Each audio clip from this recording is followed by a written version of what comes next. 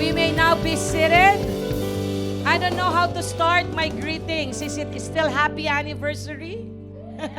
Can you give first a high five to the person sitting beside you? Congratulations. God is so good. Amen.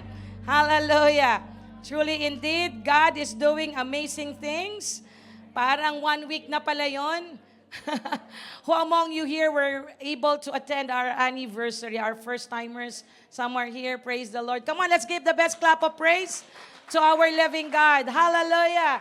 Truly, God is not limited by any circumstances. Truly, the Lord is so good. Parang na-miss ko po ang church. I was not able to preach for the few Sundays because of something that happened in my family. My mom passed away. But I know and I believe that my mom is already in the best place where she can enjoy the gift of eternal life. Amen? And today, I know and I believe, we would like to welcome. There's a lot of first-time here as well. Come on, let's give a hand to the Lord. Some of our second-timers last anniversary. Praise God. Before I begin with, I just want to request everyone, can you please wear your best smile? There you are. You know, it's already almost tomorrow, I believe. You will now see Jose Marichan because it's already Christmas, right?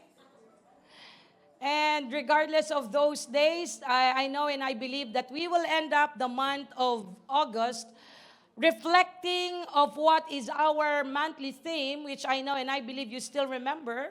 Our theme is what? Christ. Humility is the answer. Manifesting servanthood. Imagine that declaration, and I said, Lord, I hope and I believe that the month of August was able to give us such a time for us to equip our character. And I pray that within the month of August, we were able to improve our spirit of humility. Amen? Nag-improve ba yung ating humility? Praise God. I hope and I believe it is not just a message that passed 4 Sundays or 5 Sundays, but I do believe that our theme every month should be a way of how we practice it. Can I hear an amen? You know why there is a monthly theme? Because it is a way of how are we going to reevaluate and reflect our character. And I know and I believe that humility should and must able to manifest in our life. And today, I'd like to share the message of God, which the Lord gave it to me.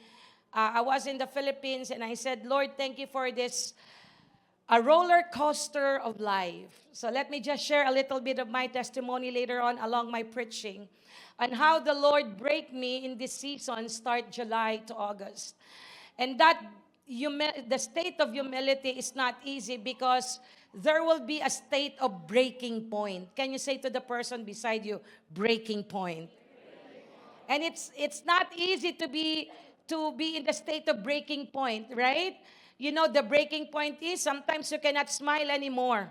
You cannot appreciate little things in your life. But today, the Lord gave me a simple reflection and entitled this message, Unlock the Breakthrough Through Humility. And talking about to unlock, every time I have this message, it is really a challenge to open a door if you're using a wrong key.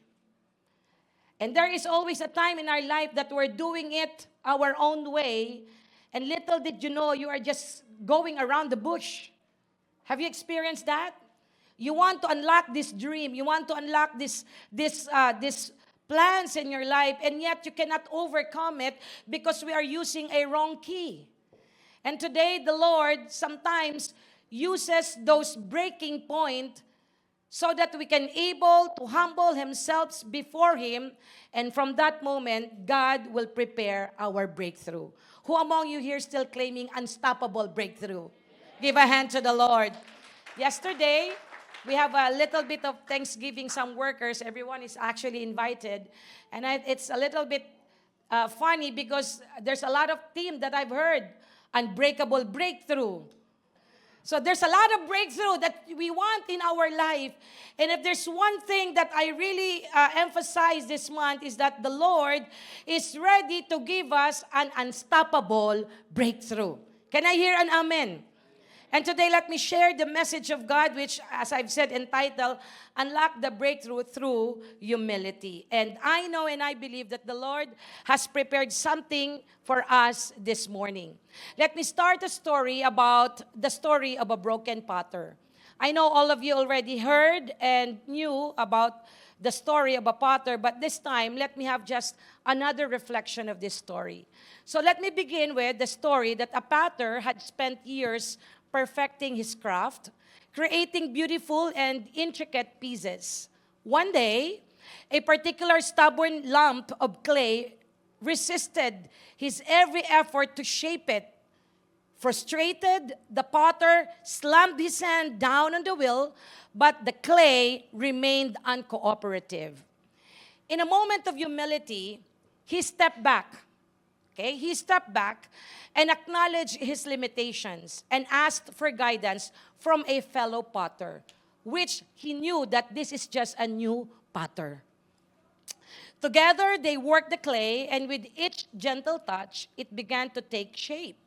So the old potter realized that sometimes it is in our admission of our weakness, that seeking help, that we find the breakthrough we need. So the story is simply an illumination of trying to illustrate that sometimes if we are already old in that profession and we have that craft, and you know that you are already excellent in those things, you don't want to ask for help. But there will be time the Lord will humble us down. And little did you know that the one who will help us is the one that you felt in your life that is insignificant.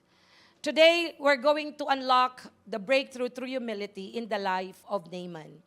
And Naaman is a very powerful, he is an influential man that the king trusted him so much. And despite of his strength and his status, Naaman's condition led him to state of humility. Amen? Today, I would like to unlock this month that we have to continue to pray to the Lord that God give us that humility so we can be a source of breakthrough. First, breakthrough in our life, and breakthrough through our family and the people around us. And I request everyone to please rise for a while and join me reading our text for today. In the book of 2 Kings, chapter 5, verse 1 to 19. Who among you have Bibles? Can you raise your Bible, please? Praise the Lord. We will encourage every Sunday to bring your Bible. Who has cell phone today? Praise the Lord. Sige. 2 Kings, chapter 5, verse 1 to 19. Now let's read. Now Naaman was commander of the army of the king of Aram. He was a great man in the sight of his master and highly regarded, because through him the Lord had given victory to Aram. He was a valiant soldier, but he had a leprosy. Now bands of raiders from Aram had gone out and taken captive a young girl from Israel, and she served Naaman's wife. She said to her mistress, "If only my master would see the prophet who is in Samaria, he would cure him of his leprosy." Naaman went to his master and told him what the girl from Israel had said. "By all means, go," the king of Aram replied. "I will send the letter to the king of Israel." So Naaman left, taking him 10 talents of silver, 6,000 shekels of gold, and 10 sets of clothing. So the letter that took to the king of Israel read, "With this letter I am sending my servant Naaman to you, so that you may cure him of his leprosy." As soon as the king of Israel read the letter, he tore his robes and said, "Am I God? Can I kill and bring back to life? Why does this fellow send someone to me to be cured of his leprosy? See how he is trying to pick a quarrel with me."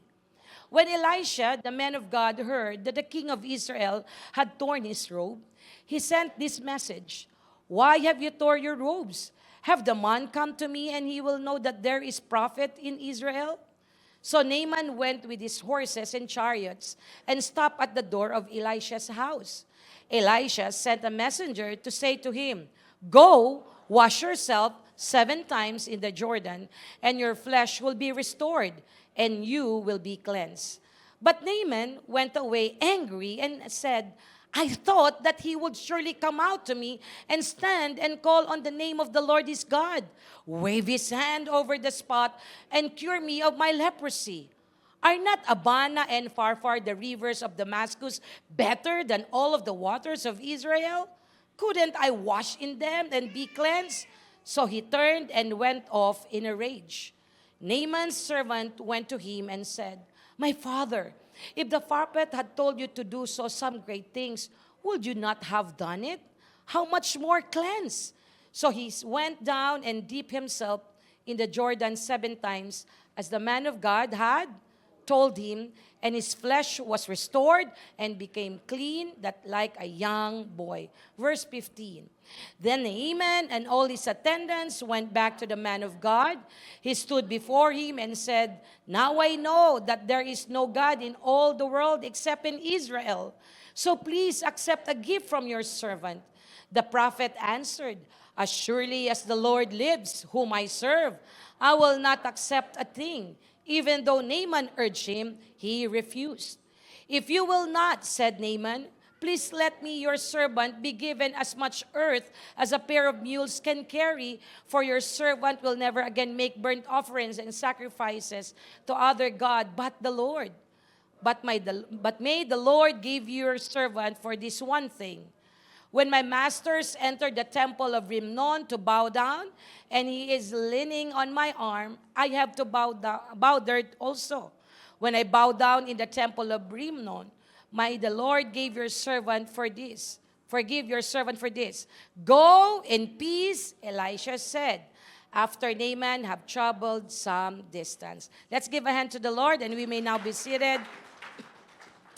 So this story is simply a reminder, or what they called a scenario, of how the Lord able to give Naaman, even to our generation, on how and what important humility is all about.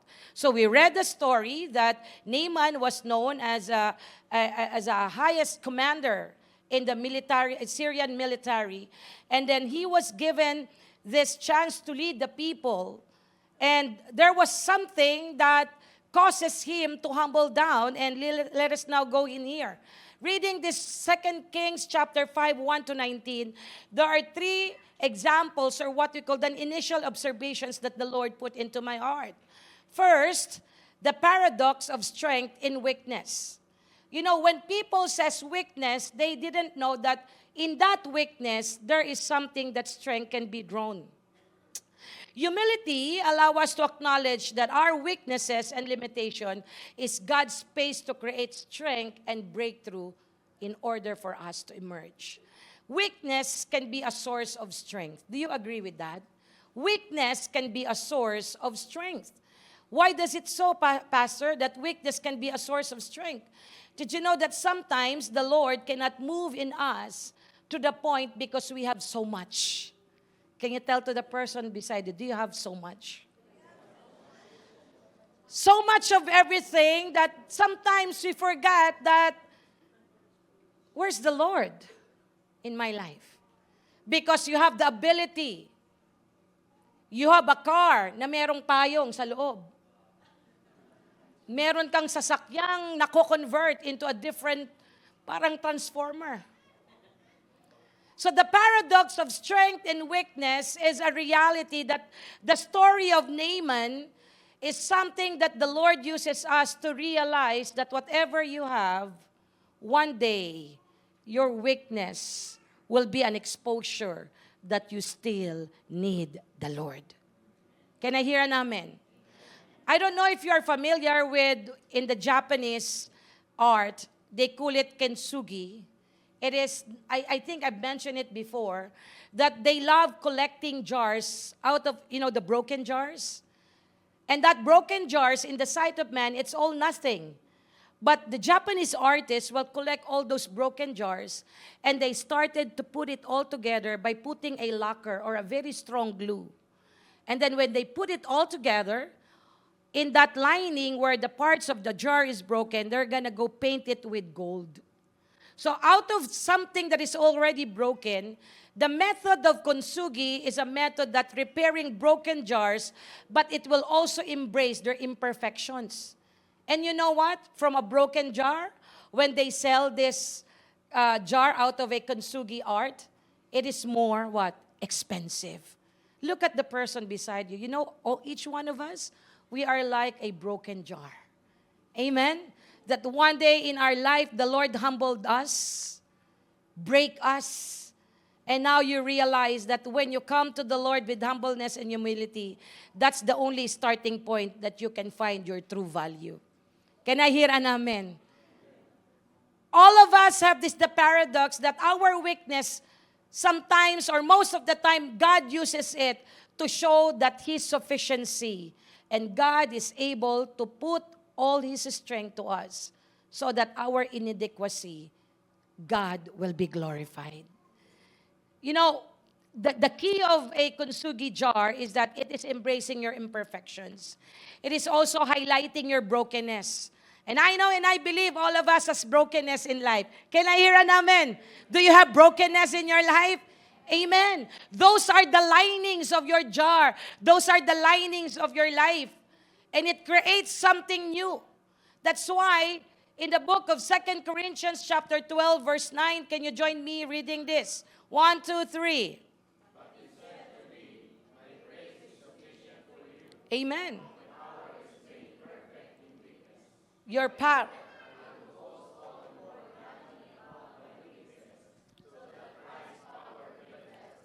So that Christ's power may rest on me.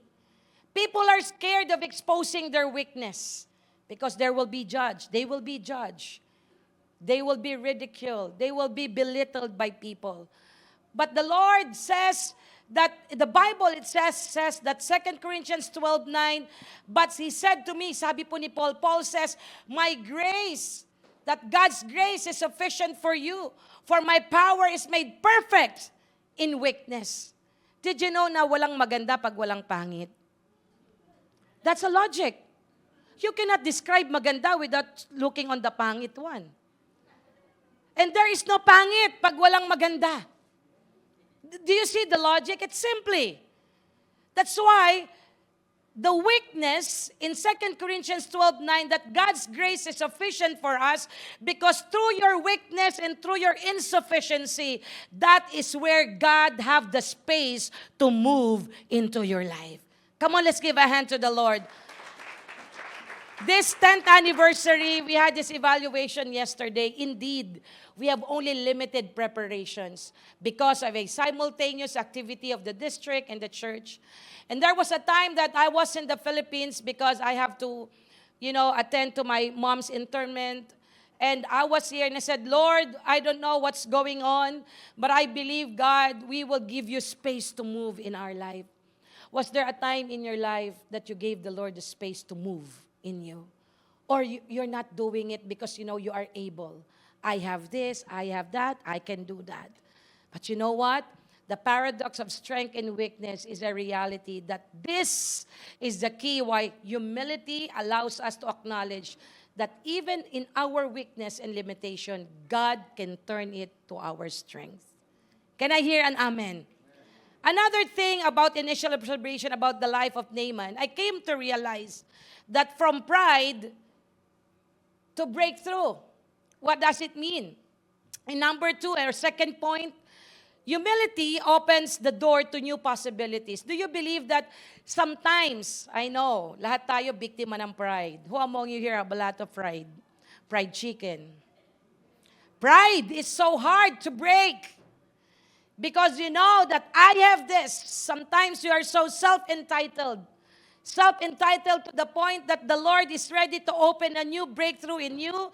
But because you know in your mind, I have all this, I can do this, then the breakthrough stops. Humility opens the door to new possibilities. Alam niyo po bang maraming pang gustong buksan ng Diyos sa atin? The Lord has a lot of things to open to us. The unstoppable breakthrough. But because of pride, it slowly stops. Why? Because Proverbs 22:4, it says there, humility is the fear of the Lord. It wages are riches and honor and life. So the only thing that the person can experience breakthrough is to take away the pride and let humility come. Because in humility, riches and honor and life are present. Can I hear an amen? The truth is, we need to break the wall of pride. Say to the person beside you, break the wall of pride. Otherwise, we cannot see the upcoming breakthrough. We cannot see the upcoming breakthrough. We cannot see the fresh perspective that God has prepared for us. Sa mga mag-asawa ho, talagang very familiar tong pride eh. I thought before it's just a detergent powder. So, but right now, di ba, iisipin mo sinong unang babati. There is what we call self-entitlement, self-ego, because I know I'm right. I know I am right. And that is why to the end, isang buwan na, wala pa ring breakthrough. Ang pinagawayan lang, medyas na nakakalat. Hello? From pride. Have you realized how many hours, how many days that have been spent na nawala at nasayang? Another thing that I draw from the story of Naaman is that bending knee, open heart. What does it mean, Pastora? We've read the story of Naaman, but later on we're going to dig into that. Na sinabi ng Lord sa kanya through the prophet, go to the Jordan River. You have to go what? Go there 7 times, wash yourself. Pero tingnan niyo po kung sino ang mga nagsabi sa kanya, the people around him, which is not in a higher position. Humility and prayer and surrender showing how bending our knees can lead to an open heart. Nasubukan niyo na po bang push to the limits na kayo? Who among you experience that you're already in front of the wall and you're pushing yourself to the limits? And to the point, wala ka nang magawa kundi lumuhod. Today, I don't know what's your condition. Maybe at this point, you are still confident of yourself because you have a lot of resources. But what if one day the Lord push you to the limits? And the only thing sometimes that allow us to push to the limits is to the point when the Lord taken away from us. Then that's the time we will learn to bend our knees and open our heart. And through that point, humility will come. Humility and prayer and surrender showing how bending our knees can lead to open heart. Yes, because the moment we cannot do anything or anything about our situation, diba doon natin nare-realize, balik na ako kay Lord. Hello? I've been here in the church 10 years. I've experiencing listening to different stories. When they're starting to be blessed by God, they're leaving the church. But then when they're broken, they come back to the church. Why are you coming back, my brother, my sister? Pastor, because I've experienced this. How many times we're going to hurt the heart of God that we will just come back and humble ourselves when things are falling apart? Hello? What if the Lord one day took everything from you? What if one day the Lord take those promises, the plans that you have? Then one day you will learn, and we will learn to bend our knees and open our heart. In the book of 1 Peter chapter 5, 6-7, it says there, can you read it together with me? Humble yourselves, therefore, under God's mighty hand, that He may lift you up in due time. Cast all your anxiety on Him because He cares for you. I want to dig here in this verse. When the word says here, humble yourselves, therefore, under God's mighty hand, that He may lift you up in due time. Did you know the person who's already crushed and broken? You can see them on the ground, right? They are crying, kneeling, and then one day, mga anak nyo nga pag nadadapa, di ba? After that, what do? You get their hand. Why the word there is due time? Because the Lord will see if our hearts is ready, humble, and ready enough to accept corrections. Hello? Kaya magpasalamat tayo sa mga nagre-rebuke sa atin. Sabihin mo sa asawa mo, salamat sa mga rebuke mo. Ha? Sa mga kaibigan mo, we have to thank them.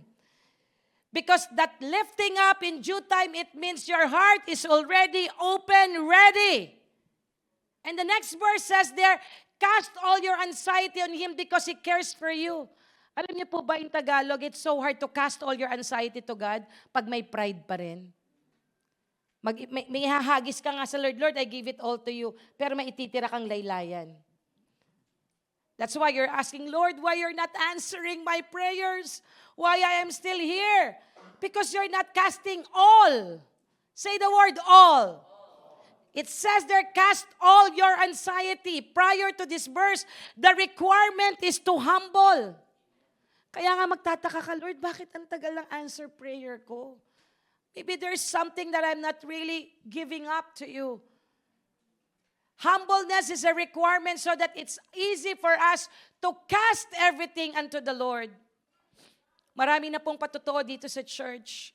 They mind their own life. They do everything they want. 3, 5 jobs, 6 jobs, then 6 jobs, so totoo. Yung ating worship leader kanina, 4 jobs ho yan dati. Nakatira ho yan sa sasakyan na. Then later on, I look at her for God's glory. Ano? Palakpakan natin ating worship leader. Grabe ho ang patutoy. She is a single mom. And every time I look at her, Steph, are you still okay? Do you still breathe?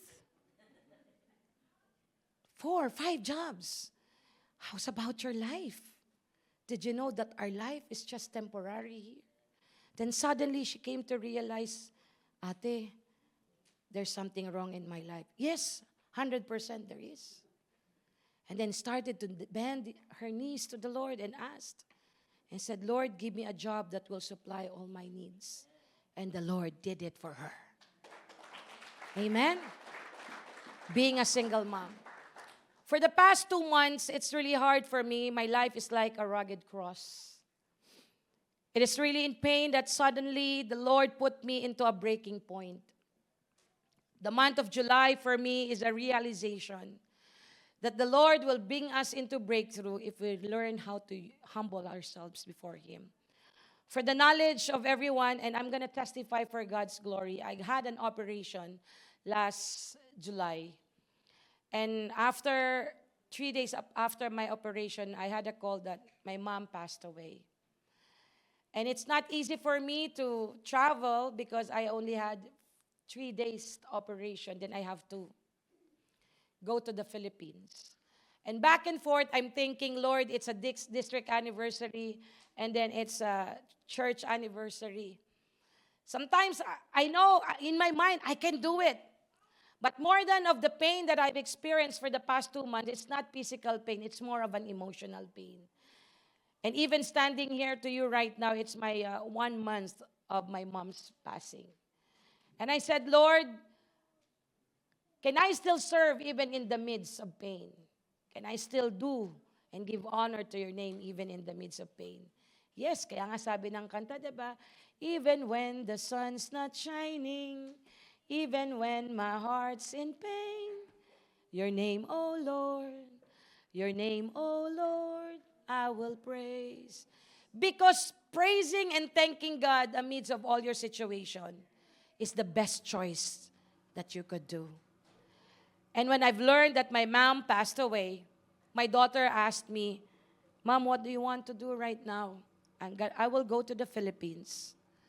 And I know that the Lord will give me strength. But one thing I want to do right now, I just want to worship the Lord in the midst of this situation. And I thank the Lord for some of the leaders that night who came in our place. They bring their keyboard. They join with me in worship. And suddenly the Lord gave me comfort. And I give the Lord the honor and praise unto Him. Amen? What is that realization? In my personal journey, in my next slide, there is no breaking point there is no breakthrough without a breaking point. And that breaking point often forces us to bend our knees. You know, akala ko, lakas-lakas ko. But that moment, the Lord reminded me of my inadequacy and insufficiency. Was there a time in your life that you know that you are so strong, that you are able to do a lot of things, then one day, the Lord allows you to bend your knees. Sometimes you need to hit rock bottom to find the foundation you're standing. Do you agree with me? Talagang yayanigin ka ng Diyos to the point para malaman mo, ito ka lang, akala mo sikat ka. Akala mo madami ka. Ito ka lang. Pwede po bang sabihin niyo sa katabi mo, ginamit ka lang ng Diyos? Pinagpala ka lang ng Diyos? When we're traveling together, my son Andrew, I keep on crying in the airplane. Talagang hinahumble ako ng Lord that moment. Tapos po, di ba sa airplane, there's a lot of movies that you can watch so you could be relaxed. Ang napipindot kong movie, puro namatay ang nanay, namatay ang lola. Sabi ko, Lord, truly life is too short. Kaya nga sabi ko, pag may mga magulang pa tayo, bigay natin yung best para sa magulang natin. Mahalin natin yung mga parents natin. Amen? We have to give our love. We have to serve our family. We have to serve our parents. We have to appreciate them. Kahit na sa tingin nyo, hindi na nila nagagawa yung ine-expect nyo. We have to. That's the sign of humility. Last night of power, the Lord impressed into my heart that the state of humility and servanthood is not only in the church, in the workplace, but above all, it should start in our family. When I said that, there were people who texted me the following day, Saturday, Past, thank you for the message. It's not me, it's the impression of the Holy Spirit. May iba pala nakarealize, ang tagal na pala nilang di nakakamusta magulang nila sa Pilipinas. Na-text nyo na ba mga magulang niyo po? Nakamusta na po natin? That's a sign of humbleness. The breakthrough that the Lord wants us to realize is that I prepared something for you. But I need to break you. I need to humble you. And it will all start when you start to bend your knees in Him. Now, let's now dig deeper to Naaman. Who is Naaman? Naaman is a Syrian military commander. He is a great and favored leader. Wow, what a nice job. What they call a nice description. He is a skilled warrior who had won many battles for Syria. With regards to his social status as a commander, Naaman held a high rank in Syrian military. So in short, he's probably second in command with the king. Whatever the king says or what probably Naaman sees in the battlefield, he has the guts to say, this is what we're gonna do. But among all this nice description, there is one thing that made him significant. What is that? He suffered from leprosy. Alam niyo po, kahit anong description mo, meron ka pa rin kaya lang. Can you say to the person beside you, may kaya ka lang din? There is something in us that despite of all your good traits, there is still one that people will say, kaya lang, may ganito ka. And no one can boast. Bakit kaya? Even you are so rich, even you are so powerful, there is one thing, the word kaya lang, may ganito ka. He suffered from leprosy, and I know despite of those good description, there is one thing that served as a dark spot in his description. He has this leprosy. In life, we thought that we have a lot of things. In life, we thought we can cover up our weaknesses. But one day, the Lord will expose, may kaya ka lang din sa buhay mo. Palakpakan po natin ang Panginoon. Describing leprosy, it's like an AIDS today or probably more than. Meron nga po ngayong monkey fox. Diba? Probably close to the description of the AIDS. I don't know, but today one of the most feared diseases. It is some extremely contagious and in many cases, it's incurable. In the Philippines, they're being placed into in one of the islands in the Philippines, right? So that they will be safe and it will not be contagious. In its worst case, yung leprosy po will lead to death. That's why many lepers were forced to what? Put into a certain city where they will be in camps or will be in quarantine. Because Naaman probably still around the palace, maybe baka first stage pa lang ito. Hello? He probably had a mild form of disease or perhaps it was still on the early stage. That's why he has still the chance to go and go around the palace. In this case, his life would have been probably tragically shortened pag hindi ito naagapan. So, you can look at this that now Naaman was the commander of the army of the king of Aram. Great man siya eh. You know, he's a great man and he is highly regarded because of the Lord. Through him, the Lord uses him. Kaya nga pag tayo ginagamit ng Lord at nabibless ang tao po sa atin, when the Lord uses us and we became an instrument of blessing, the more we need to be humble. Kasi tandaan mo, ginamit ka lang. Sabi mo ulit sa katabi mo, ginamit ka lang ng Diyos. Hindi ikaw ang pinanggalingan. Hello? So we are just an instrument. And in this case, we can see that Naaman, na kahit anumang meron tayo, galing, husay, whatever things that you have, there's still certain thing that you are inadequate. Say the word inadequate. Now, there are 4 significant scenarios that I want you to lead you through the story of Naaman, where his breakthrough started. First, the faith of the servant girl. Let us read in 2 Kings 5, chapter 2, verse 4. It says in here, in 2 Kings 5, 2-4, now the bands of raiders from Aram had gone out and had taken captive a young girl from Israel. And she served Naaman's wife. She said to her mistress, if only my master would see the prophet who is in Samaria, he would cure him of his leprosy. So Naaman went to his master and told him what the girl from the Israel had said. So probably itong servant girl na to, whisper dun sa mistress ni Naaman, sabihin mo pumunta siya dun. Maraming nagpapagaling doon. And imagine that this situation had been used by God. This faith, the faith of that servant girl becomes God's instrument in preparation for Naaman's breakthrough. This girl was taken captive by Syrian raiders. Kinuha siya. Naging alipin, naging servant dun sa isa sa asawa ni Naaman. She played a crucial role in introducing Naaman to the God of Israel. Kaya alam niyo anumang position niyo ngayon, whatever your position, Pastora, I am just working as a ganito. No. One day, the Lord will use you. Don't look at yourself as something that is small.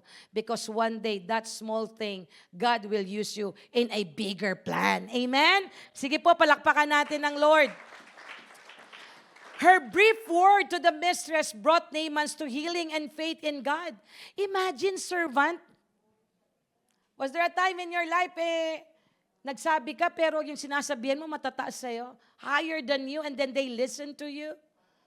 Her brief word gave an impact to the life of Naaman. And then that moment, God placed the servant girl for a purpose because he remains faithful. Say the word faithful. Without Naaman's knowing that this first incident that God created, maybe God, and I believe the Lord allowed that this servant girl will be captured by the Syrian raiders. Why? Because that girl will be used by God to reach out the salvation of Naaman. And then look at this church. Was there a time that the Lord used someone in your life which you think, ba't ako tinutulungan nito? Mas magaling ako dito eh. Was there a time in your life that somebody's helping you, but when you look at her, I am more experienced to this person?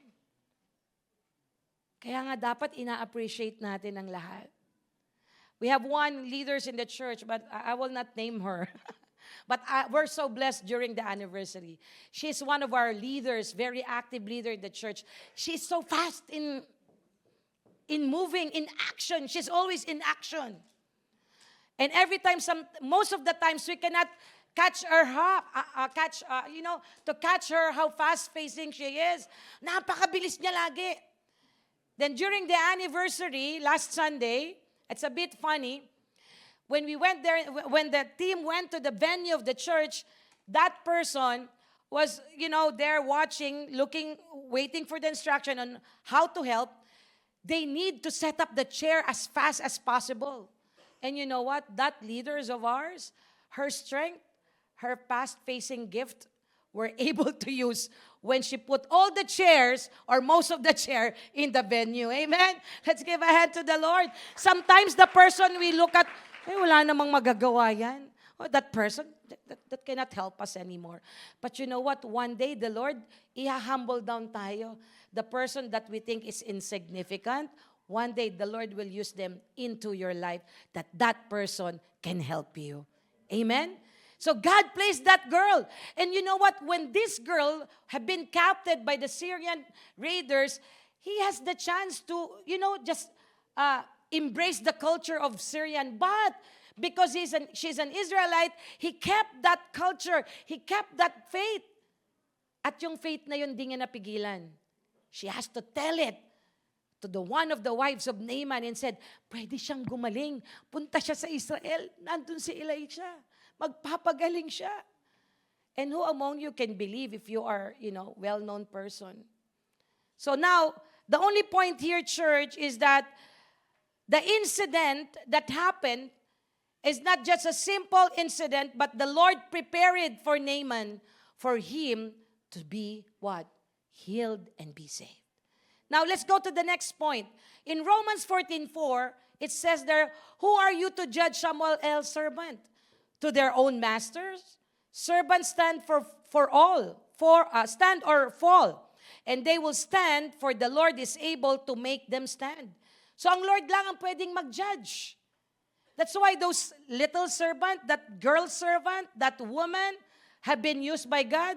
Sinong mag-aakala? Who can think of it that this servant girl will be used for the breakthrough of Naaman? Kaya yung katabi niyo, pasalamatan niyo, baka may source of breakthrough niya yan. Hello? You have to thank the person beside you. Maybe you don't know that's a source of your breakthrough. Kahit na kinaiinisan mo yan, Pastora, inis ako dito eh. Amen? Can you please tap the person shoulder beside you and said, you're a blessing. Amen? Give a hand to the Lord. Hallelujah. Praise God. Hallelujah. Even in James chapter 4 verse 6, but He gives us more grace. That is why Scripture says, God opposes the proud, but shows favor to the humble. Kaya napakahalaga pala. That is why humbleness is one of the character that Lord Jesus showed to us. He came from heaven. He went out here on earth just to show us what humbleness and humility is. Now, point number 2. The second significant scenarios leading to Naaman's breakthrough is the Aram's king endorsement. Uso na pala nun yung palakasan, ano? Pansin niyo sa Philippines, when you go to the Philippines, you're going to apply, especially if you're a newly graduate, you will try to find networks. Endorsement. Yabang-yabang pa siguro ni King Naaman. He received an endorsement from the king. Look at verse 5 to 6. By all means, go. The king says, punta ka, bahala sa iyo. The king of Aram give the letter to the king of Israel. So Naaman travel, and he what? Bring 10 talents, right? And after that 10 talents, ano po ang ganyan? 6,000 shekels. When I try to search that endorsement, what is inside the endorsement letter? The letter including the gifts and including horses and chariots. Because when you see verse 9, it was mentioned that so Naaman went with his horses and chariots and stopped at the door of Elisha's house. Church, look at this. There was a clear endorsement. There were gifts and offerings, and there were horses and chariots. But little did they know, Naaman already starting to open up that breakthrough for his life. I tried to search 10 talents. Alam niyo po yung kabigat nun? It's about 750 pounds or about 340 kilograms of silver. Ang pinaka-example niya is like a heavy-duty industrial fridge. Ganun yung bit-bit niya. Just to picture out. And then he also brought 150 pounds of gold, or about, what do you call this? He had these shekels, right? But conversion of the shekels that was mentioned here, I think it is about 10 talents and 6,000 shekels. And when I check it, it's about a large bookshelves or a new electronic bicycle. 150 pounds or 60 kilograms of gold. Wow, ang bigat nun. Diba? I have to bring all of this so that I can please the Aram's king and he will have that favor on me to be healed. Eto pa ho, dala-dala niya yung chariots niya. Diba? Yung sasakyang may payong. Dami niya. Magaganda siguro ang chariots niya. You know what? Sometimes the breaking point of God is in the season. Yung akala mo kilalang kilala ka. You thought that you will be appreciated. You thought that you will catch the attention of the person because there was an endorsement. I think it was 3 years ago when our family decided to have a vacation in the Philippines. Relax na relax ho kami. We had this passport. Pasok kami dito sa Edmonton. Pagdating ho ng Vancouver, ina-announce po yung Team Cruzat. Sabi na, may problema ba tayo? Sabi ko, naku, madaling araw na po. It was middle of the night. And I said to Sister Rose, I think, and Kai, please intercede. Ina-announce yung Team Cruzat. Kami naman, sunod na, siyempre, follow the leader. Alam niyo po ba, yung passport pala ni Lois at ni LJ, pa-expire. The requirement is at least 6 months. Here you are. Uuwi po kami ng, I think one month, June something, but the expiration, 3 days na lang, expired na yung kay Lois, pagbalik namin, and kay LJ is, I think, just the same. And then, we are being announced, kami naman, relax pa. Sabi sa amin ng WestJet, nag-promote pa ako. Sabi niya, this was the message. We are going to allow you to travel from Vancouver to the Philippines. However, you have to sign the waiver. At Taiwan, you have to sign the waiver. Because whatever happened, when you go back to Taiwan and they didn't allow you, we're already off hands. And I said, okay, perma tayo. Imagine, ang tagal namin pinagplanuhan kasi my 2 girls, almost 10 years, they were not had any chance to visit the Philippines. Unlike Leo, I, and LA, nakakapunta kami. And I already had this plan in my life. Lord, pag nagkataon, magbibisi na lang kaming 3 babae, didiretso na lang yung lalaki. There's a lot of plans. But suddenly, because of that message, I immediately call all my networks in the Philippines. I call my SPO3 best friend who is in the airport. I call my brother-in-law's undersecretary. I call a lot. But suddenly, no access. Because we have to flew now from Vancouver to Taiwan. And when traveling there, silang 4 sarap ng tulog. Nahiwalay po kasi ako ng upuan. But I'm thinking, Lord, and the Lord humbled me. Why are you seeking for so much endorsement where I can make miracles? Hallelujah. Why are you seeking like this? Maybe you're waiting for your CIC papers. Maybe you're waiting for your breakthrough.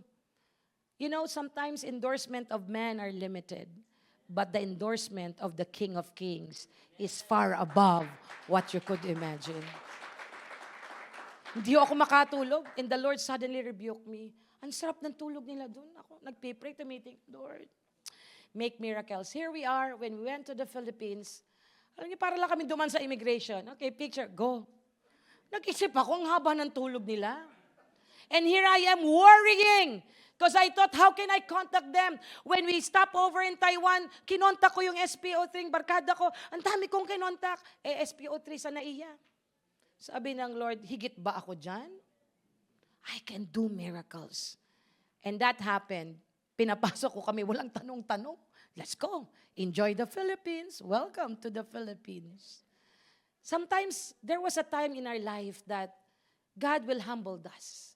Because we know we got a lot of networks, we got a lot of things, and you thought that, kaya ko yan. But if one day, the Lord will tell to you, I'll take all those things and let me see, saan ka magtitiwala? To whom are you going to trust, God? It is a notable, you know what, horses and chariots, it's a very notable entourage. When you look at the commander of Syria, the stories in the Old Testament, they will not come like one horse or chariot. It's going to be a parade of warriors, a parade of chariots. And here you are. What comes next? Number 3. Ano po ang nangyari? Another incident that will humble us. Let us first read Psalms 108 verse 8. It is better to take refuge in the Lord than to trust in humans. Are you waiting for your papers? Are you waiting for another business transaction? Are you waiting for all the approval that you're looking for? I'm telling you, trust in the Lord. He can do wonders and He can do unstoppable breakthrough. Amen? Give a hand to the Lord. Psalms 146 verse 3. Do not put your trust in princes, in human beings who cannot save. And this is one of my favorite verse. Kabisado po ito ni Brother Ron. Psalm 20 verse 7. Some trust in chariots, some in horses, but we will trust in the name of the Lord our God. Amen? Give a hand to God. Hallelujah. So the girl has been used by God as servant. And then the second thing, Naaman put his trust to the endorsement. But what happened? Number 3, there was only an ordinary treatment. Say the word ordinary treatment. 2 Kings chapter 5, 8 to 10. Naaman, a great hero, was used to getting respect. Sanay siya eh. Pero ano pong ginawa ni Elisha? When Elisha, the man of God, heard that the king of Israel tore the robe, he said, papuntahin mo sa akin si Naaman. Papuntahin mo. So Naaman went with chariots and stopped at the door of Elisha. Siguro sabi ni Elisha, andito na tayo sa pintuan ni Elisha. Kaso pagbaba niya, sinong kausap niya? Katulong din, servant. He is expecting of a grandiose. He's expecting for a very royal welcome. Mating na po ba sa point mo? Kala mo, sikat ka, hindi pala. Hello? Kala mo, family reunion, sikat ako ngayon. Pala, mas may sikat pa pala sa'yo. Ganda pa ng suot mo, talagang talagang nagkaka-hepatitis ka that time. You know what's hepatitis that time? All gold. You went to the family reunion and suddenly you thought you're the best of the best. And suddenly you felt, when you go on that corner, meron palang mas mataas ang hepa sa'yo. Then suddenly the Lord people gave you an ordinary treatment. This is what happened, the servant's faith and Naaman's conquest contrast with the stubbornness of the king. Buti pa tong bata. Itong yung hari ng Israel ba't sa akin pinapadala yan? That's why when Elisha heard that his response to the king, he felt upset. Sabi niya, padala mo sa akin dito. You know what, in the Old Testament, matindi po ang relationship ng king at ng prophets. They have a good relationship. They have to keep that good relationship to lead the nation. It is the prophet that guides the king. Amen? That time, in terms of leading the nation spiritually, and there is what we call, the prophet's the one who guides the king, and they are the one who confront the sins of the nation. Kaya po nakikinig yung king sa prophet. So that's why, look at this. There will be a time in your life you thought that you're the best, but one day you will have this ordinary treatment. Kaya mahirap po yung self-entitlement. Sabihin niyo uli sa katabi mo, ginamit ka lang ng Diyos. Huwag kang masyado. What do we mean by that? This is the state of humility that the Lord is putting us. Ginamit lang tayo ng Diyos. Ginamit lang po si Paz. Ginamit lang po yung bawat isa sa atin. God has just blessed you for a thing, but that is not your ownership. Everything is owned and loaned from God. Give a hand to the Lord. Hallelujah. A proud man, he expected royal treatment. Diba yung may payong pa, tsaka pamaypay. But you know what? In this season, sometimes the Lord, madalas, when we are already been used to with the treatment that you are the best, then suddenly the Lord will put you down. Expected in Naaman's royal treatment, pero hindi yun yung nangyari. Wow, I got frustrated. I thought I was the best in this reunion. Class reunion. Alam niyo, minsan challenging pag umati ng class reunion, right? Nakakabingi ang mga credentials. There was a time that some of my friends, some of them are justice, some of them are lawyers, some of them are, then when they told me this, oh, you're one of our leaders during college and high school. What are you doing for a living? Oh, I have my little business, but I'm a servant of God. What? That's their reaction. Why? Is there something wrong? Kung may kayamanan po ako, ito po yung mga binagong buhay po ninyo na tayo po'y lumalapit ng sabay-sabay sa Panginoon. Amen? More than of a silver and gold on this earth. Then expected that Naaman is having this treatment. Pero ito pong pinakamabigat. To wash in a great river will be one of a thing, but Jordan River was small and dirty. Alam niyo po, ang issue naman dito, hindi yung sumunod sa paglubog eh. The issue of Naaman is not about to do the washing of his body, but the issue here is the place where he will wash his body. Si Lord, hinahumble tayo minsan eh. Sige Lord, send me there. Pero pag nandun ka na nakita mo, pangit yung lugar, ayoko na. Did you know that sometimes the Lord will put us into a place where we don't like? But little did you know that that place is a perfect place for you to be humbled by God. And when you started to humble yourself before God, then breakthrough is coming. I keep repeating it over and over again. Lagi kong nare-realize, Lord, salamat, binasag mo kami. When I and Sister Maricon, you've hearing it so many times, that when we came here, we were asked to keep all our credentials in our hand carry. 10 kilos maximum. Ang laman po nun, certificates and plaques. Kasi sabi namin, Mikon, paramihan tayo mix para pagharap natin sa immigration. Talagang totoong hindi tayo pabigat sa Canada. Because that's what our consultant said. Bring all your credentials, put it in your hand carry, because they will verify your application that you are really part of the Federal Skills Program. So we went. And then ang yabang pa namin, ni isa hindi hinanap. Ang bigat-bigat ng hand carry. I don't have any dress inside or any extras, only certificates, a small plaque, and then you're going to put it in the, overhead compartment, right? You have to put it. Then here we are. Ang yabang pa namin ni Mikon. Harap kami sa immigration. Are you ready? Yeah. Sabi niya, where are you going to stay? So we state the address, blah, blah, blah. Okay, blah, blah, where's your family? There's my family. Tell him to come in front. They look at their face, and then, okay, welcome to Canada. We landed as an immigrant, yet the certificates and plaques were all nothing. Are you expecting for a royal treatment? Sometimes we does. But the Lord will humble us down. To wash the feet is not an issue for Naaman. The issue is where he's going to wash her whole body. Umamin po tayo, there will be times in our life, inaayawan nating sitwasyon natin. Ano po ang sabi dito? When Naaman had this interaction, he said, bakit dito sa Jordan River ang dumi? Why here?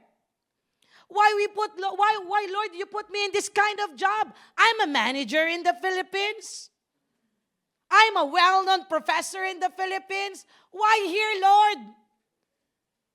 It's not the issue. Hindi po mahirap kay Naaman lumubog kasi gusto niyang gumaling eh. It's not easy for him to do the instruction, but the place where to execute the instruction, sometimes it's hard.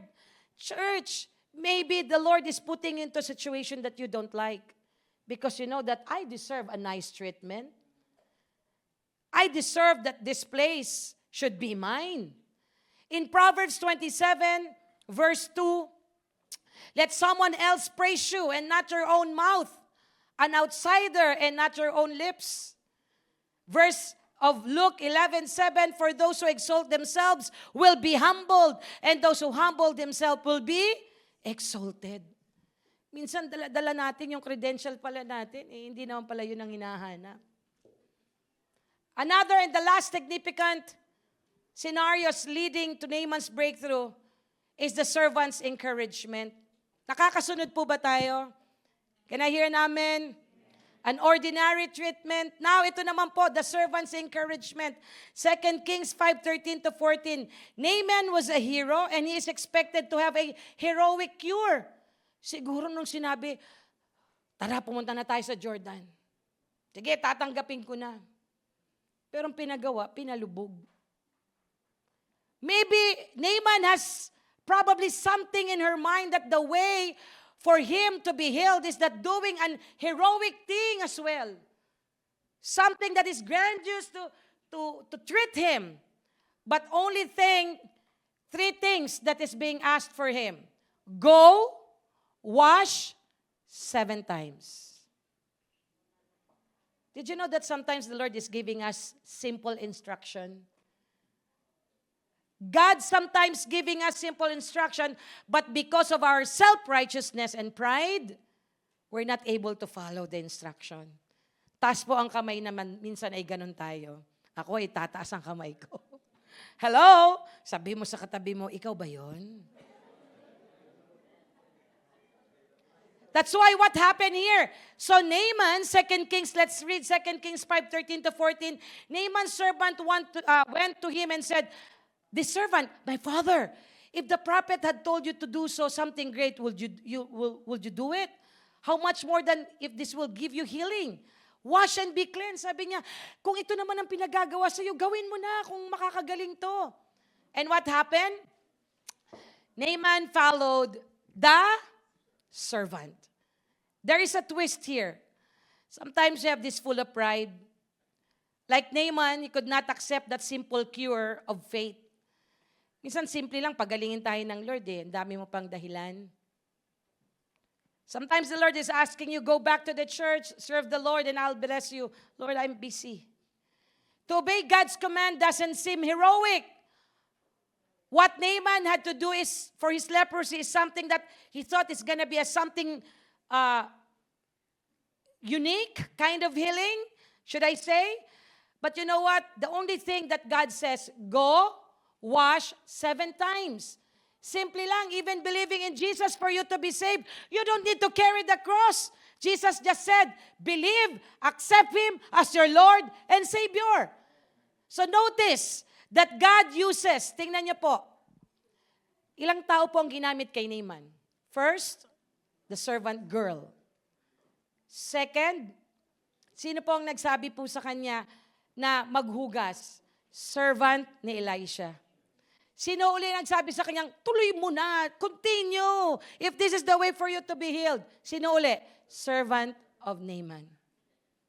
So that's why I don't want you to underestimate yourself. If you are in this position, being a servant, use your life because you don't know that one day your life will be a blessing to many.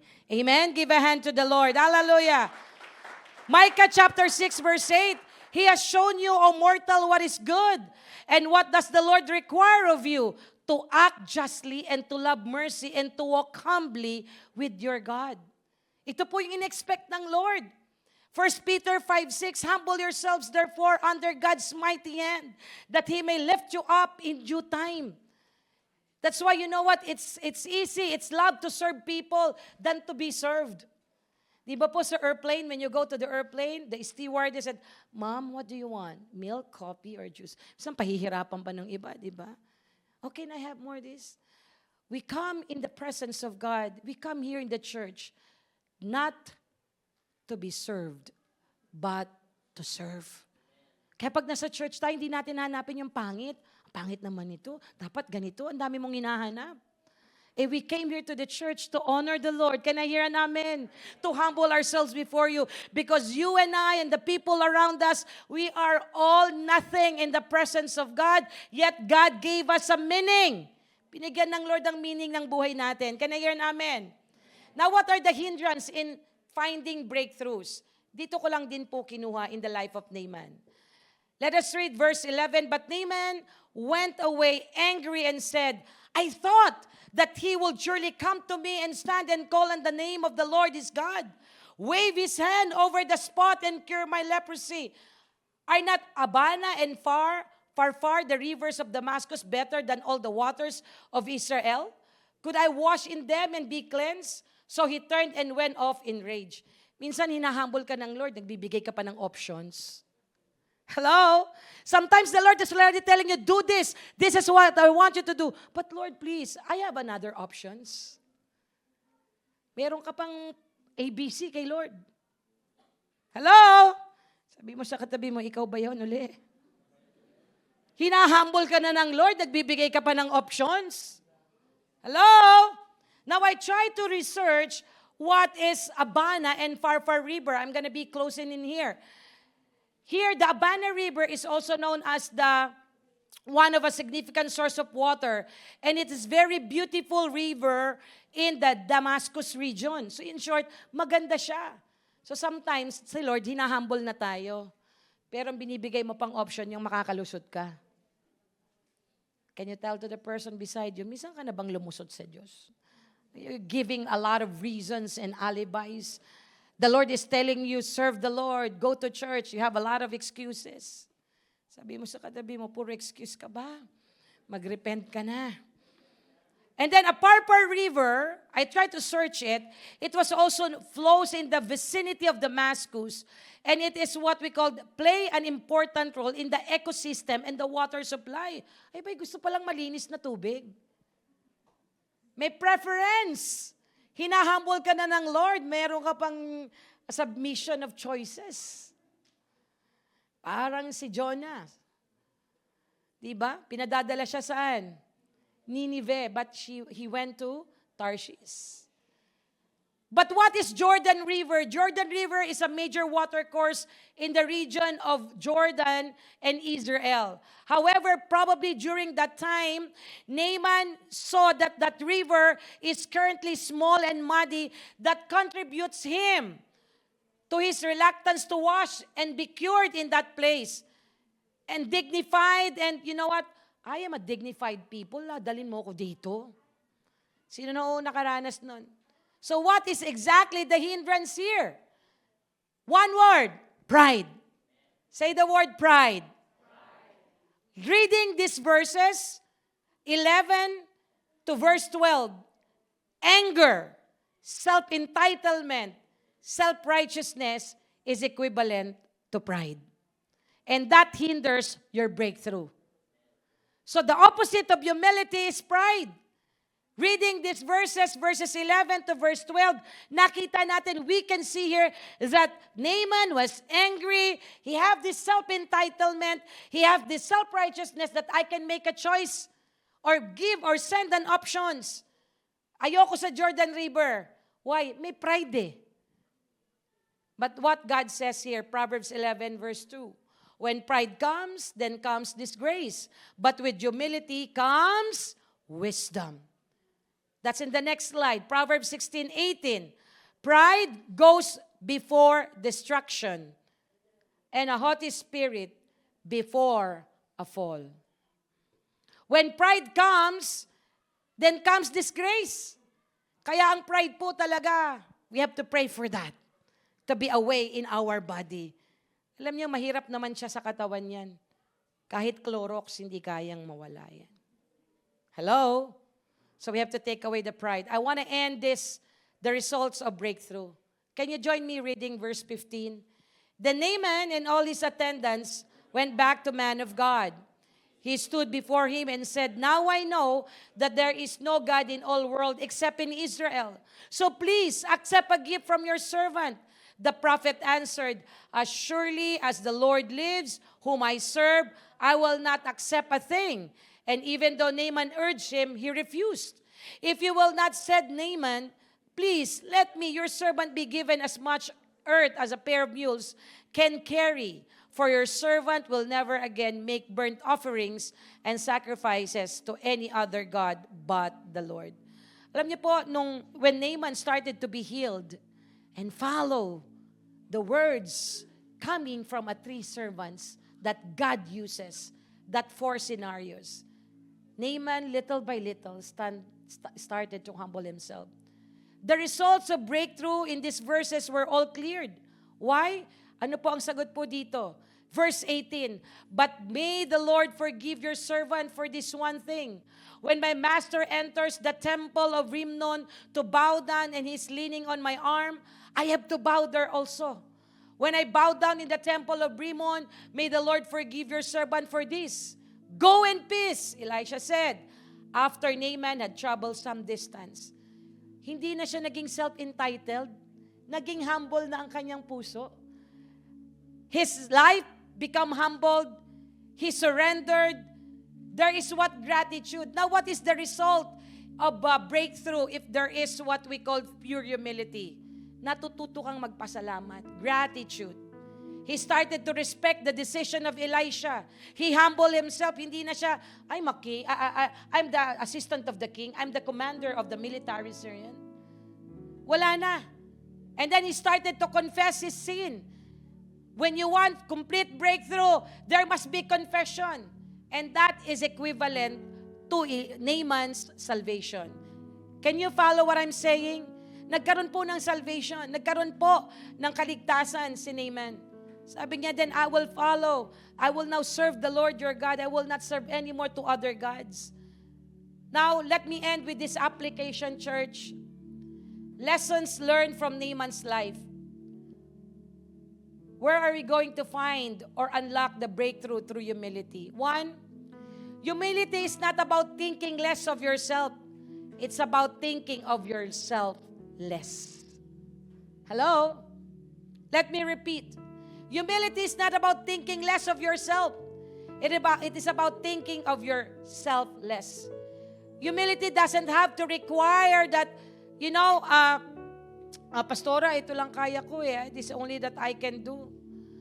Maybe it's enough. Hanggang dito lang ako. I want to give limitation to myself.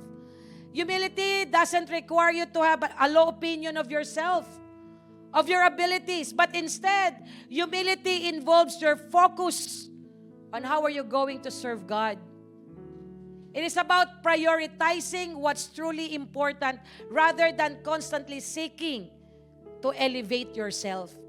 Yung kung saan ka mapapansin, kailangan mapansin ako. O pag sumasayaw kayo, kailangan sa harapan ako. Ayaw akong malagay sa likod.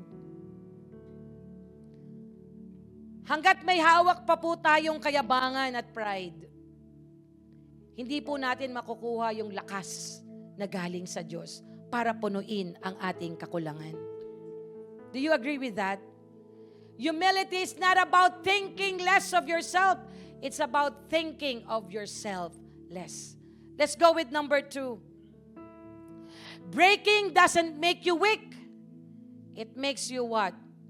Willing to surrender to His strength. Yung sumurrender ka sa Diyos, Lord, I humble and I really admit I'm nothing. I need just to surrender. God cannot fill up everything to you if you will not learn to surrender. Kaya nga kinakanta natin, di ba? I surrender all. Di ba? Hindi naman, I surrender some. Lord, surrender ko yung strength ko, pero yung pera ko, hindi. Lord, surrender ko yung aking offering, yung tithes, pero Lord, hindi ko surrender yung boyfriend ko.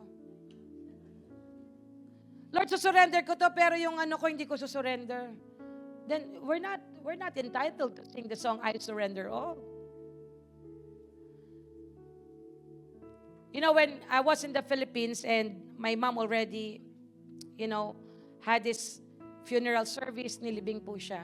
One of our brethren in the church ay namatayan din po siya. And sabi niya, Pastora, pwede bang mapag-pray niyo kami? Alam niyo po yung feeling na weak ka inside. Tapos magpipray ka uli. Ayokong na munang nakakakita ng coffin. But I have to go there. And I went there, I pray for them. Ang hirap po minsan that if you are running with your own strength and not the strength that comes from God. If I am only the one will do that, I can't. Ang hirap po eh. Yung mananalangin kang sugatan ka, may pinagdadaanan ka, tapos yung pupuntahan mo same as your situation. But when we learn to humble ourselves before the Lord, marirealize mo hindi pala yung strength mo, it is the strength that comes from God. Palakpakan po natin ang Panginoon. Number 3, as an application here, the lessons learned, God has a strategy in the uncomfortable place where He wants you to be cultivated. Like Naaman, ayaw niya ng Jordan River, pero doon pala magsisimula ang breakthrough niya sa buhay niya. What situation in your life that you don't want right now? You hate it? You don't like that place? You don't like that situation? Brace up yourself. God is doing something good, something great in your situation today. Amen. Can I hear an amen? Give a hand to the Lord. Hallelujah.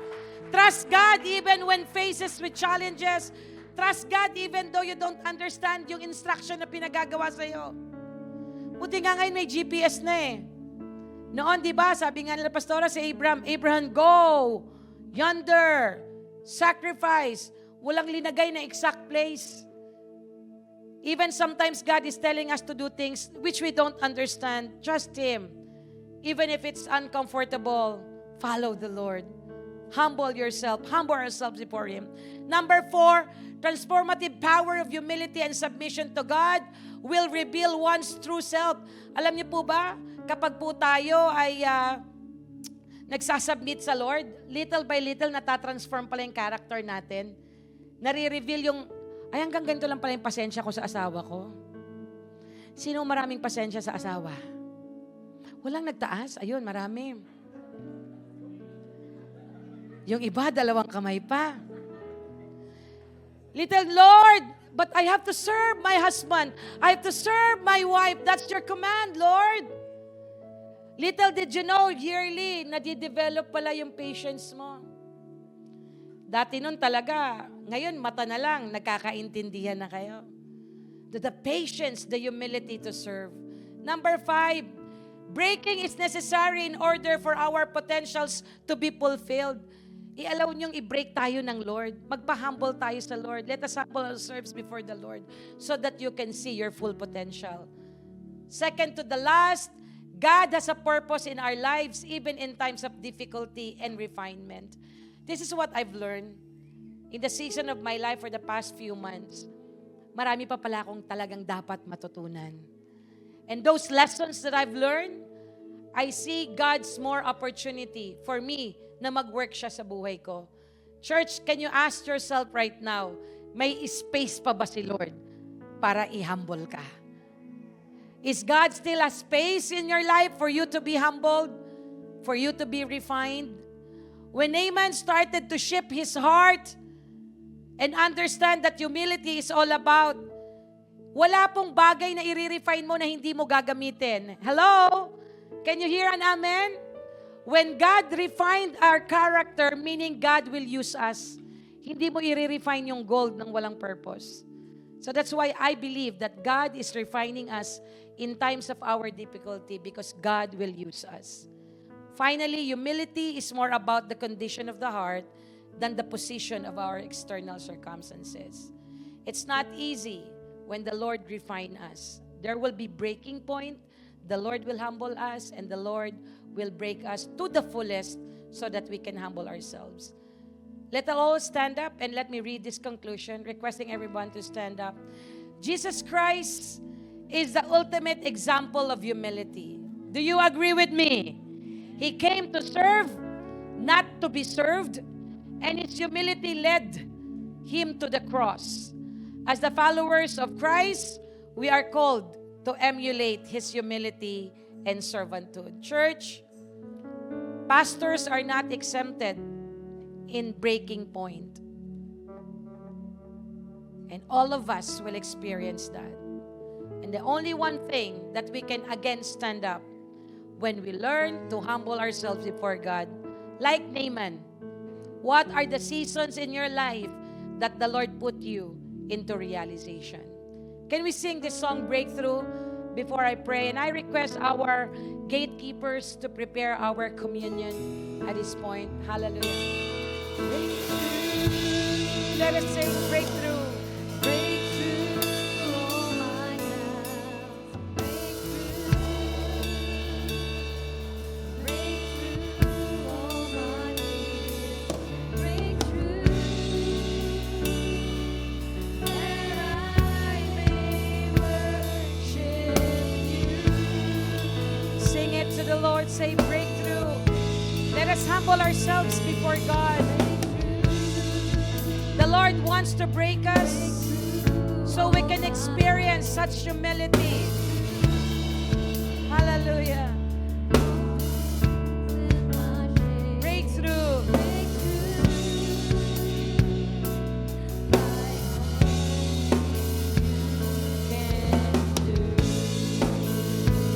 Hallelujah. Sing it with all your heart. You are brighter than my darkest night, stronger than my toughest fight. Just one touch from you, my King, my friend, and I'll never be the same. Sing it one more time. Sing it, breakthrough, breakthrough. At this point, I want you to realize what kind of life we want to offer to the Lord. Maybe this is your first time to come in this church. We cannot boast with all our riches here on earth. We cannot boast with our life right now. Life is too short.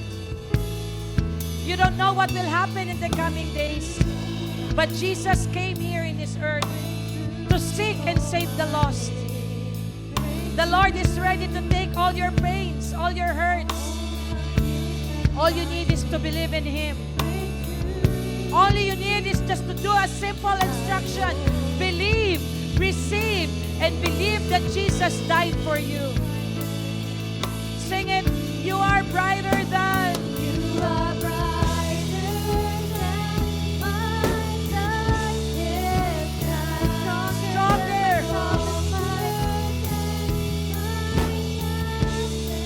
Just one touch.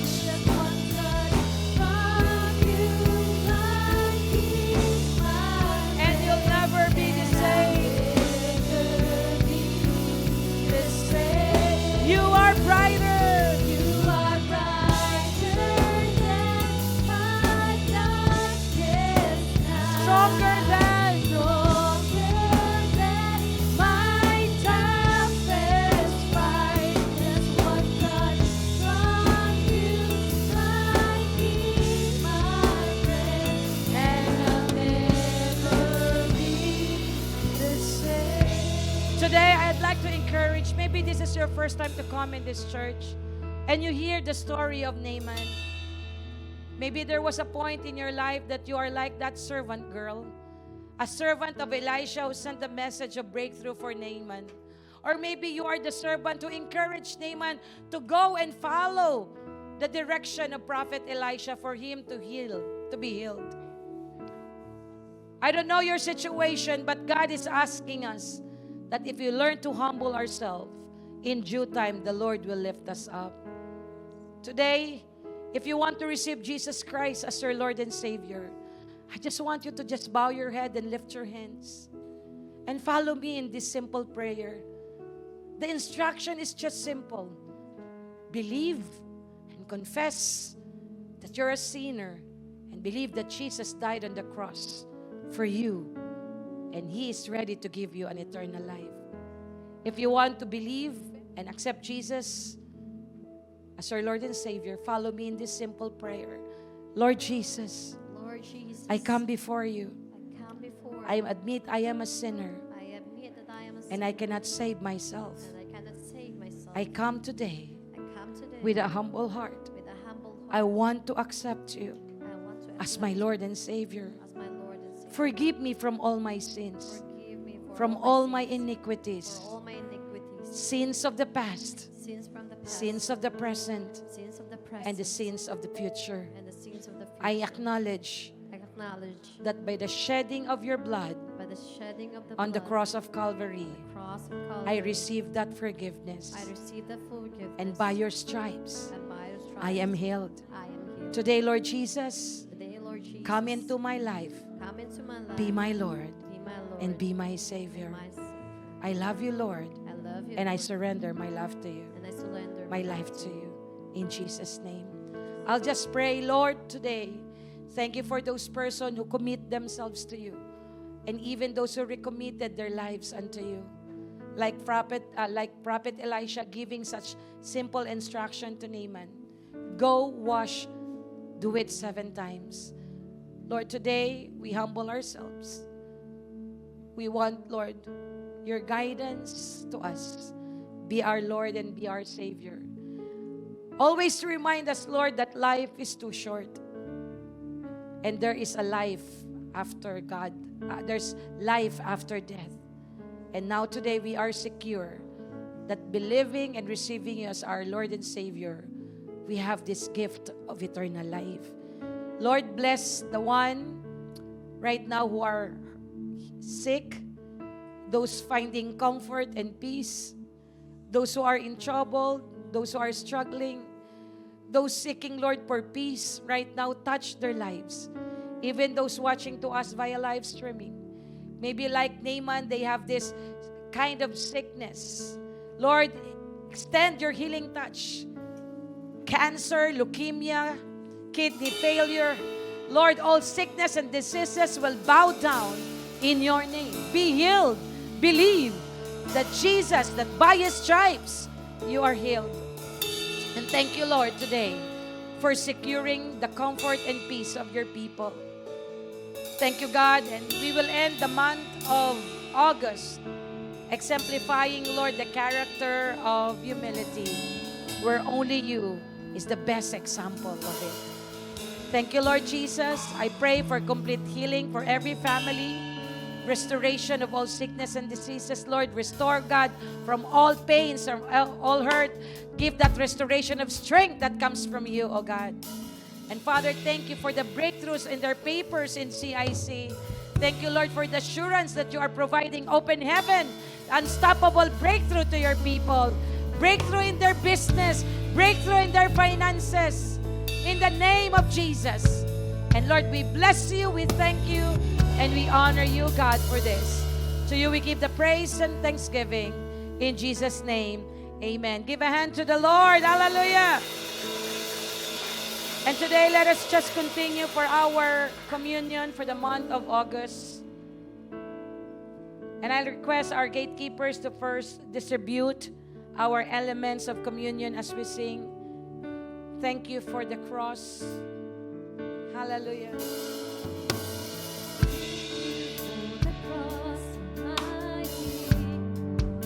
That God Himself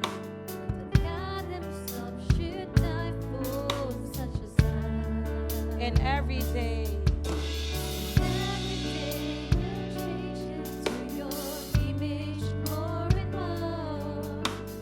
The cross will truly be transformed. So amazed, I can give you praise that you have saved us such a cause. So amazed. we give you praise.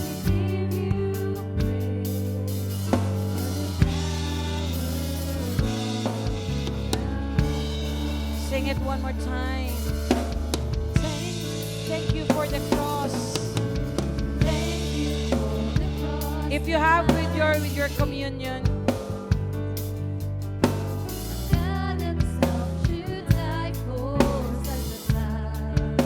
and every day we're changed.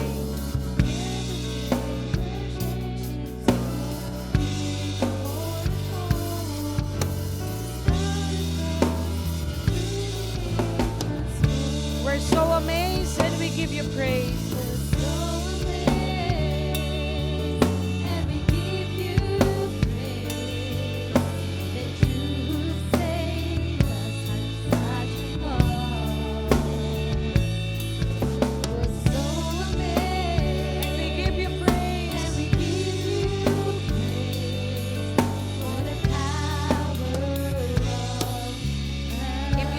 communion element, shall we lift the bread? In the book of 1 Corinthians chapter 11 verse 23, it says in here, "For I received from the Lord what I also passed to you. The Lord Jesus, on the night he was betrayed, took bread, and when he had given thanks, he broke it and said, 'This is my body, which is for you. Do this in remembrance of me.'" Let us just pray at this point. Heavenly Father, we thank you that as we partake this Holy Communion, holding the bread, symbolizing your body, we believe that by your stripes, Lord, we are all healed from all our sickness and all our diseases. Thank you, Lord God, that those stripes you have experienced is equivalent, oh God, to the freedom of all our sickness, whether physical, emotional, or mental, or even all areas of our life. We believe, Lord, that the power of the cross, the pains and the hurt that you have experienced, give us such complete freedom from all bandages of sickness and diseases. We believe, Lord, in the name of Jesus. And we will take it, God, with faith and with reverence. In Jesus' name, amen. Shall we eat the bread?